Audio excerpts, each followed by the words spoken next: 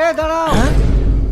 কি হয়েছে? আরে বাবা কি করছো? তালা খুলতে পারছি না তাই ভেঙে ফেলছি। আরে বাবা আমি তো তালা খুলতে আসলাম, তুমি তো আমার কাছে ফোন দিয়েছিলে। ও তো এত দেরি হলো কিসের জন্য? তাড়াতাড়ি তালা খোলেন। আচ্ছা তুমি সরো, আমি দেখছি।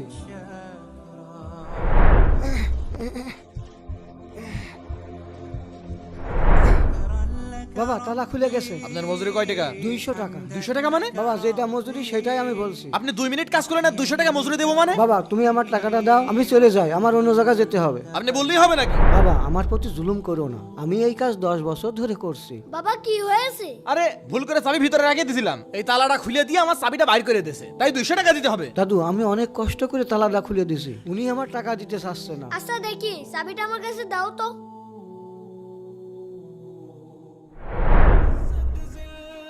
দাদু তুমি 200 টাকার কাজ করেছো না, এই নাও 200 টাকা। আর বাবা তালা দেয়া ছিল, এখনো তালা দেয়া থাকলো। দাদু তোমার কাজও করে দেয়নি, তোমার টাকাও দেয়া লাগছে না, তালা যেইভাবে ছিল সেইভাবেই থাকলো।